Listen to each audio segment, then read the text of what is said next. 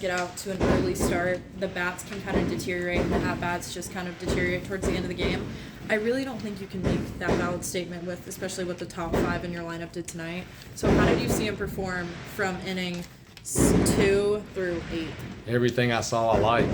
We had great at-bats. We didn't find many gaps in some of those at-bats. But our guys battled from the start to the finish offensively. I thought, I go look at our quality at bat chart. It's going to be higher than how many hits we got. We still had a lot of hits. But like that ball Stokely hit, almost a game winner, absolutely hits it on the screws, doesn't quite find it in the gap. That's what baseball, that's what makes it so great. It makes it so difficult. You got those guys behind you. I felt like we probably had five, y'all probably know better than me, maybe 5 to 7 balls hit directly on the screws that just went right to them. And, that's part of baseball. Nobody's going to feel sorry for us. We just got to flush it and come out tomorrow ready to fight. But you still scored 8 runs, so, No doubt. Yeah, no doubt about it. And when you score 8 runs, you got to find a way to win. We know that. Made the 3 errors. But again, I'm the head coach here, and I'll tell you, I believe in these guys. I thought we had that opportunity in the ninth. We usually win those games, and unfortunately it didn't go our way. But it's a great group and it's a tough group, so I believe in that. You seen a hop like that that went over Kobe's head? I've seen that happen before. The guy hit it hard, so you got to give credit to him, and it just got a lip and bounced right over his head. There's nothing we could really do about it, and then we had opportunities again the next inning, and you ask yourself too, we knew it was a pitch hitter on deck with 20 at bats compared to Vitrino, who's one of their best guys. Do you hold him on, but then you take the risk of the ball being hit right to Stokely and he's not there. So you're trying to defend 1 run right there so you can come in and get 1 run to win the game. And, kind of pick your poison thing. It just didn't work out in our favor. You mentioned the 3 runs, also 8 walks. It feels like of all the teams you've played this year, this is the team you can probably ill afford to make those mistakes against because they play so clean. They're very offensively. 2 teams are not going to get outs away. They're going to battle you. They're going to spread out with 2 strikes just like we do. They're going to battle offensively from the first pitch to the last. Doesn't matter how much you're ahead. And then we had that big 6-run inning. The zeros just came. I felt like offensively, honestly, we just didn't have much luck. It's not like we disappeared. We had great at bats and we didn't score any runs. We just didn't score more than they did. Any consideration to maybe use a pinch hitter there instead of Reese there in the inning? Yeah, the matchup was good left-handed. We had already used Reamer, and we had moved Mac to third base to give us a little more range in that situation. Unfortunately, he made that error at the end, but the matchup was just so much better for lefties than it was for righties. So we still. I thought he had a good at bat. Yeah. Unfortunately, just grounded into that double play. With Holbrook, was there any thought of bunting, trying to squeeze him in there? No, not with the bases loaded. That guy's breaking ball is just so good that's just a tough one on a left-hander to pop right up. There's always a thought, to answer your question. Absolutely. The suicide squeeze with the bases loaded is a little tougher because you got to force out. But I'm not going to, of course, the thought went through my head, but I felt good about the matchup. Aside from just the usual right and left, also that arm slot that he has, I'm sure it's even tougher, right-handed. Yeah, no doubt about it. And we're just stuck with Reese, and I was hoping he would get it done. I hate it for him. And then Carlson again couldn't get Yeah.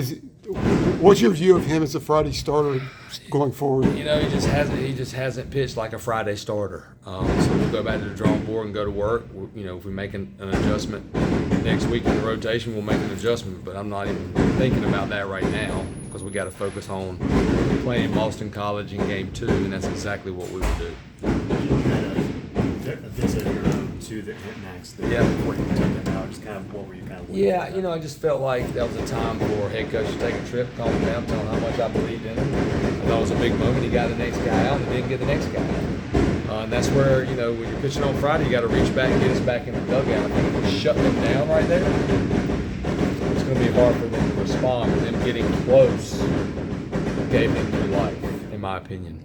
But the margin for error in this league, this is your 4th consecutive 1-run game. Yeah, you got to win them. And then, you could have easily won all 4 of them. Correct, and we have to find ways to win them. That's razor thin. And if you want to reach your goals, eventually you gotta find a way to come out on the other side of those, and I believe our guys will.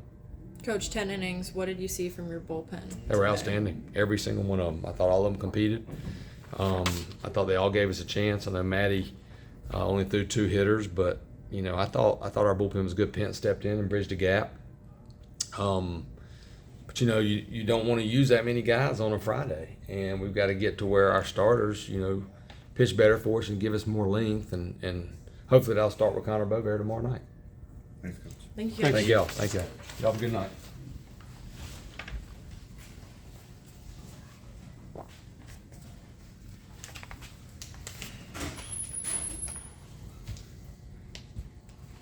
Jackson, you talk about these close games that you guys have been in, 4 straight one-run games, and you could have won them all, and just not to be able to get all of them done. How frustrating is that?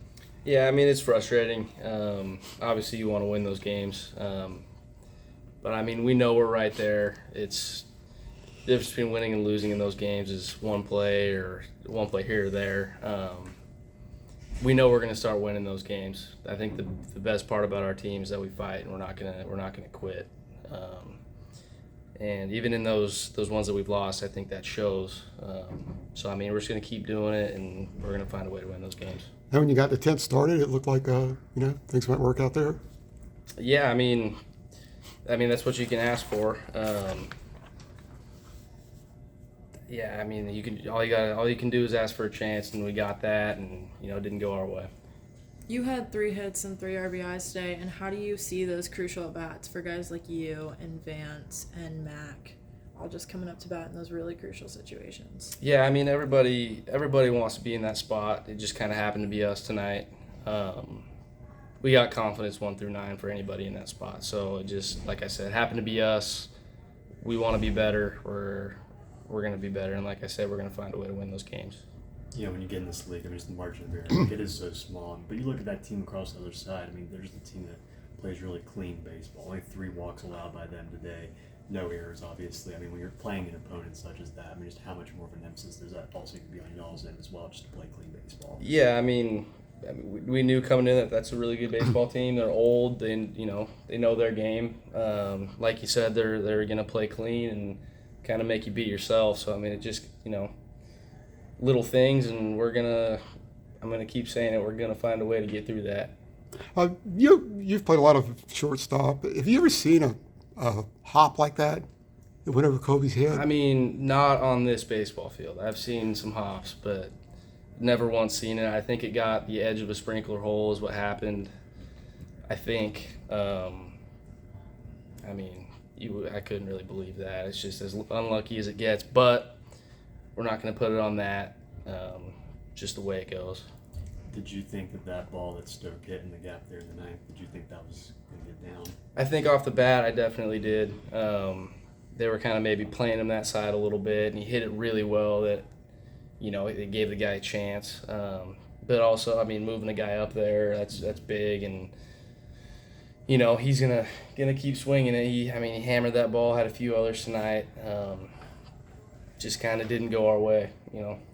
Defensively, 3 errors. How are you guys going to kind of look to clean it up for the rest of the series? Yeah, I mean, we know we make those plays. Errors are going to happen. Obviously, we don't want them to happen, especially in a game like that. But we've all had them, and we're not going to put any of that game on throw there, whatever it was. We're not going to put it on that ever.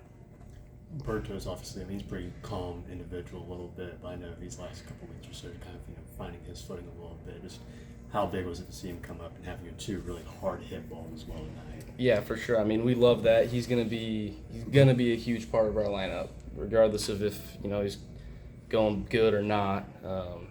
We all know for a fact that he's gonna get it going, and he's gonna be a massive part of our lineup for sure. Thanks, Jackson. Thanks, Jackson. Thanks, Jackson.